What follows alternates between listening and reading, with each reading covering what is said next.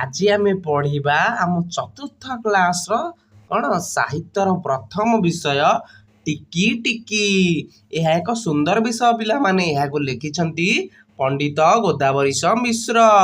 ତାହେଲେ ଆମେ ପଢିବା ଏବଂ ବୁଝିବା। ଟିକି ଟିକି ଟୋପା ପାଣିରେ ଗଢ଼ା ହୋଇଛି ସିନ୍ଧୁ, ଦିଶୁନାହିଁ ସିନା ଆଖିକି ତାର ଅସଂଖ୍ୟ ବିନ୍ଦୁ। ତାହେଲେ ଟିକି ଟିକି ଟୋପା ପାଣିରେ ଗଢ଼ା ହୋଇଛି ସିନ୍ଧୁ।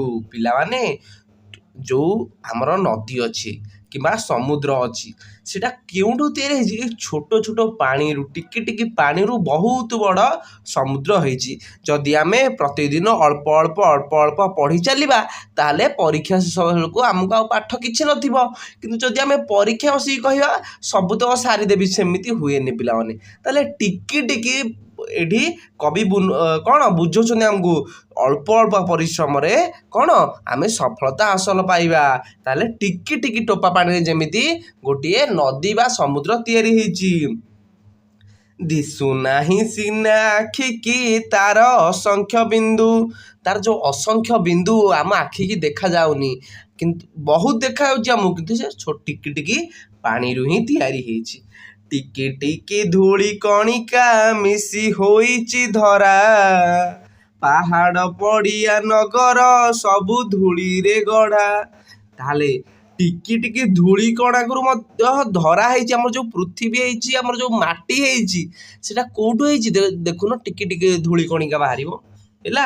ଏବଂ କେତେ ଧରା ତିଆରି ହେଇଯାଇଛି, ପୁରା ପୃଥିବୀ ତିଆରି ହେଇଯାଇଛି। ପାହାଡ଼ ପଡ଼ିଆ ନଗର ସବୁ ଧୂଳିରେ ଗଢ଼ା। ଯେତେ ପାହାଡ଼ ଦେଖୁଛ, ଯେତେ ପଡ଼ିଆ ଦେଖୁଛ, ସବୁ କ'ଣ ହେଇ ଟିକିଏ ଧୂଳିରୁ ଗଢ଼ା ହୋଇଛି। ଆହୁରି କ'ଣ କବି କହିଲେ?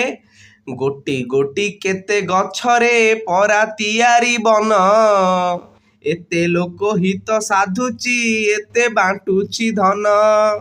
ତାହେଲେ ଗୋଟି ଗୋଟି ଗଛରେ ମଧ୍ୟ କ'ଣ ଗୋଟେ ଜଙ୍ଗଲ ତିଆରି ହେଇଛି ଏବଂ ଲୋକଙ୍କର ଏତେ ମଙ୍ଗଳ କରୁଛି ସିଏ। ବୁଝିହେଲା? ତାପରେ ଆହୁରି କ'ଣ?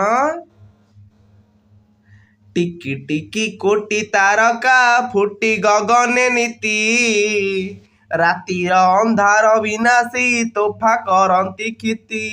ଆହୁରି କ'ଣ? ପୁରା ଆକାଶରେ ଟିକେ ଟିକେ ତାରା ଅଛନ୍ତି ମଧ୍ୟ। ପୁରା ଟିକେ ଟିକେ ତାରା ହେଇକି କେତେ ତାରା ଦେଖା ଯାଉଛନ୍ତି। ଗଗନେ ମାନେ ଆକାଶେ। ରାତିର ଅନ୍ଧାର ବିନାଶୀ ତୋଫା କରନ୍ତି କ୍ଷିତି। ଏବଂ ସେଇ ଟିକି ଟିକି କ'ଣ ତାରା ମଧ୍ୟ ରାତିର ଆମର ଅନ୍ଧାରକୁ କ'ଣ ଦୂର କରିଦିଏ ହେଲା। ଅଳ୍ପ ଅଳ୍ପ ଆମକୁ ଦେଖାଯାଏ।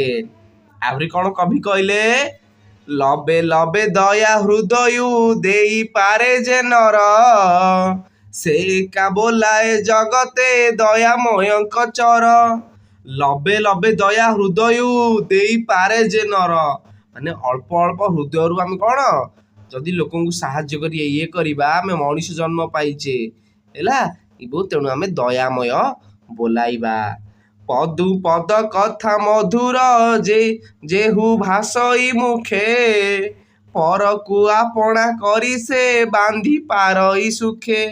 ତାହେଲେ ପଦୁଟେ ପଦୁଟେ କଥାରେ ଯେ ମଧୁର ହେଇଯାଏ, ମିଠା ହେଇଯାଏ ଏବଂ କ'ଣ ମୁହଁରେ ହସ ବାହାରି ପଡ଼େ, ସିଏ ପରକୁ ଆପଣା କରି ଏବଂ ବାନ୍ଧି ପାରିବ, ସେ ପରକୁ ନିଜର କରିପାରିବ।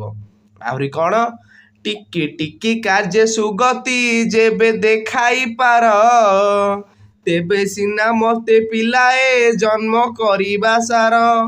ତାହେଲେ ଯଦି ଆମେ ଟିକେ ଟିକେ କାର୍ଯ୍ୟ କରିବା ଏବଂ ଭବିଷ୍ୟତରେ ଆଗକୁ ଯିବା ଏବଂ ଏଇ ମର୍ତ୍ତ୍ୟମଣ୍ଡଳରେ, ଏଇ ପୃଥିବୀରେ ଜନ୍ମ ହେବାର ଆମେ ସାର୍ଥକ ଲାଭ କରିବା ଏବଂ ଆମ ଜନ୍ମକୁ ଏକ ମୂଲ୍ୟବାନ ମନେ କରିବା।